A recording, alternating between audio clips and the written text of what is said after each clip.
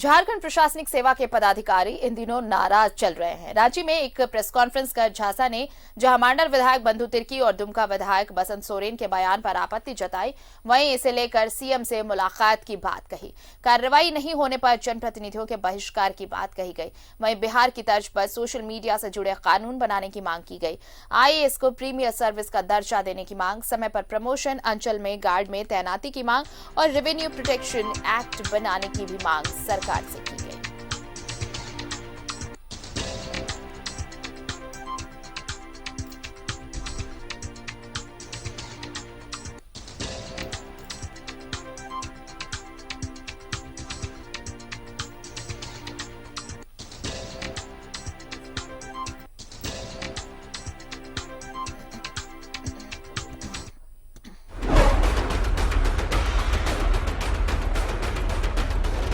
जैसा कि आप सभी लोगों ने सोशल मीडिया पर देखा होगा कि 21 जनवरी को माननीय विधायक श्री बंधु तिर्की जी के द्वारा चान्हो प्रखंड विकास पदाधिकारी एवं चान्हो अंचल अधिकारी के विरुद्ध सार्वजनिक मंच से बहुत ही अमर्यादित और अभद्र टिप्पणी की गई।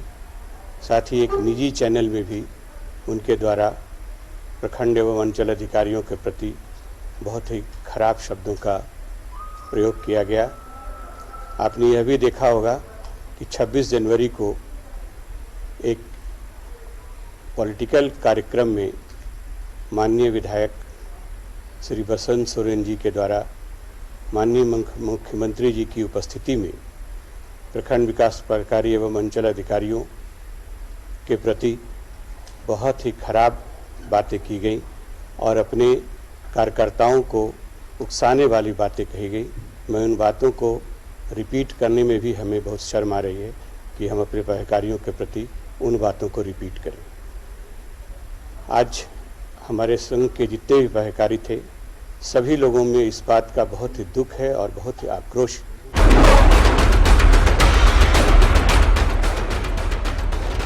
बैठक में इस बिंदु के अतिरिक्त और भी कई बिंदुओं पर चर्चा की गई और उन सब बिंदुओं पर विस्तृत रूप से चर्चा करने के बाद हम लोगों ने सर्वसम्मति से यह निर्णय लिया है कि एक प्रतिनिधिमंडल हम लोगों का माननीय मुख्यमंत्री जी से मिलेगा और उनसे इन सारी बातों से अवगत कराएगा।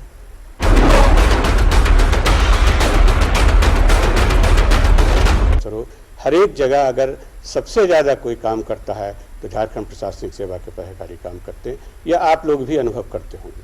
और उसके बावजूद यदि इस प्रकार की ग्लानि हम लोगों को सहना पड़े, सभी तरह से हम पर आक्रमण हो, तो किस प्रकार से वो अपेक्षा करेंगे कि हम उनके साथ मिल कर के काम करें। तो हम लोगों ने ये निर्णय लिया है और ये अपेक्षा करते हैं कि कोई भी जनप्रतिनिधि भविष्य में इस प्रकार का वक्तव्य नहीं दे, अन्यथा बाध्य होकर हम लोग सबसे पहले तो वैसे जनप्रतिनिधियों का सारे जो सरकारी कार्यक्रम होंगे उनका हम लोग बहिष्कार करेंगे। तब तक बहिष्कार करेंगे जब तक कि वो अपने वक्तव्य पर खेद प्रकट करें।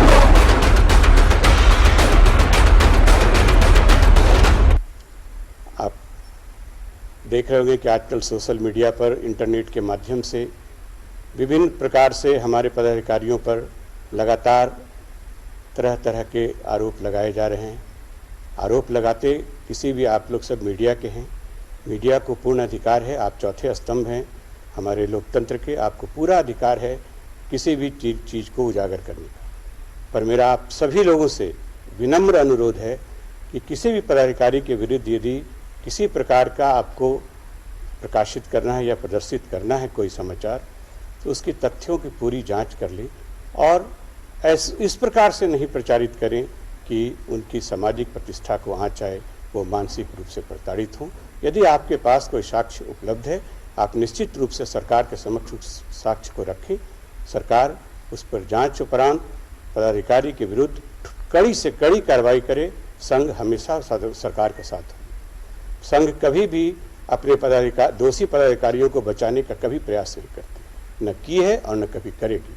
जो दोषी हैं उनको सरकार जितना भी दंड देना चाहे, हम हमेशा सरकार के साथ हैं।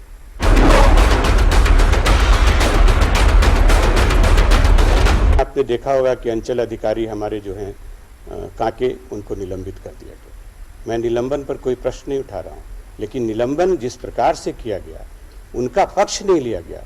आप भी जानते हैं कि जो हमारी नियमावली है और जो प्रिंसिपल ऑफ नेचुरल जस्टिस जिसको कहते हैं, उसके अंतर्गत दोषी पदाधिकारी जिसको आप मान रहे हैं, बिना उसका पक्ष लिए आप उसको सस्पेंड नहीं कर सकते।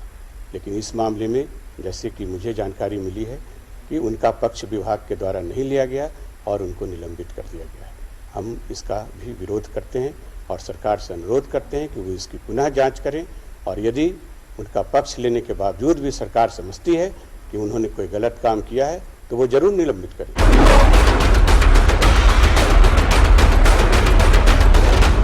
अभी देवघर के भी सीओ को निलंबित किया गया है, हालांकि उनको कोई राजस्व के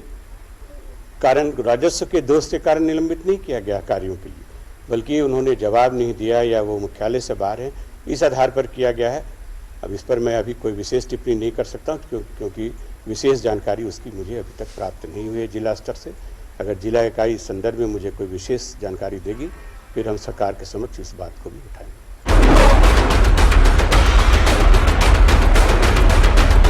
अभी हाल में बिहार सरकार ने एक बहुत अच्छा सर्कुलर इशू किया है। यदि सोशल मीडिया के माध्यम से किसी के प्रति इस प्रकार की कार्रवाई की जाती है जिससे उनका कोई सामाजिक प्रतिष्ठा का हनन होता है, तो इसको उन्होंने साइबर क्राइम माना है। हम झारखंड सरकार से यह अनुरोध करते हैं कि उसी प्रकार की पत्र इस सरकार के द्वारा भी निर्गत किया जाए, जिससे कि हम सभी लोग अपने सम्मान की रक्षा कर सकें।